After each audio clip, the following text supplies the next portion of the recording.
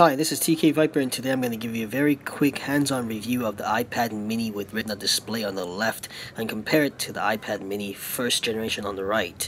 I'm sorry for the fluorescent lights, but we are inside a store. The first thing we're going to do is compare the displays. Does Retina Display matter that much? We're going to zoom in on Yahoo Japan.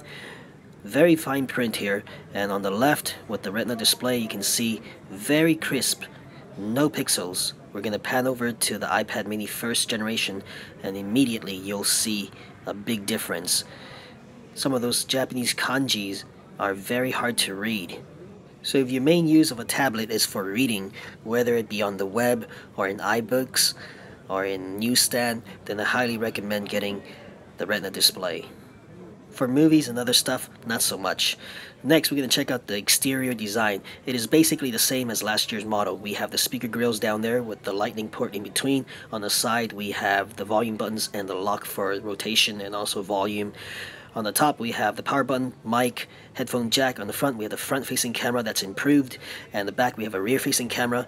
And the only difference between the two models is this extra mic here on the back, so you're going to get better audio when you're using the rear-facing camera. And now let's take a look at something that many people are concerned about: the weight and the height. Is it that much heavier? Is it that much thicker than the previous generation? Looking from this angle, you can tell that it is not much thicker. In fact, you can hardly notice it with your eye. It is 0.3 millimeters or 0.01 inch thicker. That's the size of a lead inside a mechanical pencil. As for the weight, it is only 0.05 pounds or 23 grams heavier. So basically, it's not going to tire your arms out any quicker than the previous generation. Next, performance. It is much faster on the A7 chip, 64-bit architecture, and iOS 7 is designed for 64-bit, so everything is going to run smoother from changing between apps and also opening and closing apps. Whereas on the iPad mini first generation, sometimes it lags. Here's the camera app. It is missing a few features that the iPhone 5S has: the slow motion camera and the panel mode. And this would have been my dream device if they had included the camera from the iPhone 5S and the LED flash. Like the iPhone 5, it has a burst mode. Just leave your finger on the shutter and it'll take multiple pictures. But it's not the same as the one on the iPhone 5S, where it groups everything together and picks the best picture for you. Here we have a bunch of pictures. You gotta pick them yourself, delete the ones you don't like. But as you can see, it's very quick. Everything zooms by very quickly. And now to demonstrate the performance boost of the A7 chip, we're going to run GarageBand. On the iPad mini first generation, usually if you use more than 2 fingers on the screen at one time, the app will have trouble following your touches visually, and I'll show you what that means. Just choose the simple lead sound from this menu here, and notice the blue dot follows my touch. Let's do the same for the iPad mini first generation. Choose the same sound. And this time we're going to use 3 fingers at the same time and just run it across the keyboard. You'll notice those blue dots are kind of flickering, kind of lagging behind. The sound comes out instantly, but look at how smooth it is on the new iPad mini with Retina Display. It's just very fast. According to Apple, 4 times faster in terms of CPU performance and 8 times faster in terms of graphics performance. So if you're a power user that uses an iPad to produce stuff like music, videos, and for playing hardcore games, and you want the best graphics in those games, then definitely this is the iPad for you.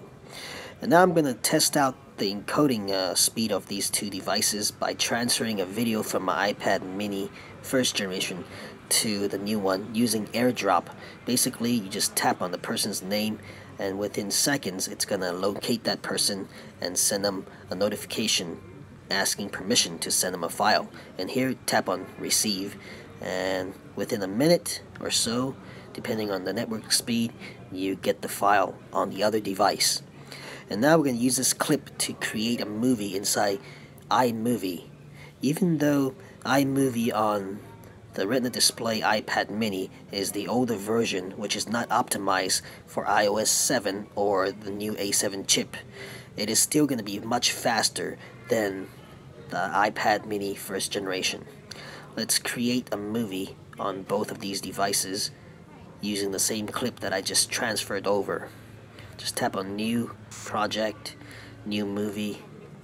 They have different phrasing on the two different versions here. And we're just going to choose this clip here. And likewise, right here, just choose a clip. The same clip, it's a 28-second clip, just me driving in Japan. And tap on the back button to go back to the home page, and then tap on the export button and choose to save it to your camera roll. And lastly, we're going to choose to export it in the highest resolution possible, and in this video, 720p. I'm going to let the iPad first generation start before the new one, and still you're going to see the iPad mini second generation just zooming by. Within seconds we are done. Just amazingly fast, and we are only half done on the old iPad mini, and that really shows the power of this A7 chip.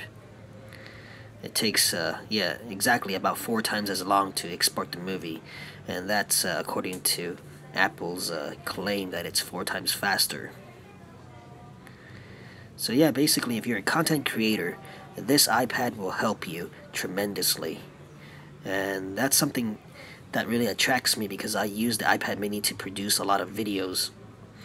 Too bad the camera isn't the best, so I will have to use my iPhone 5s to take the video and then transfer it to the iPad mini with Retina Display and then use it to make my movies because it is much better on a bigger screen. Finally, let's zoom in and check out how fast it renders the text. Very quick, instantly renders it.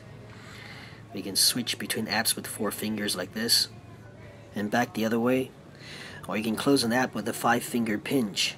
And that's all, folks. Thanks for watching. Please rate, comment, subscribe to my 2 channels, TK Viper and TK Viper Tech, and come visit me at tkviper.com. I'll see you guys next time.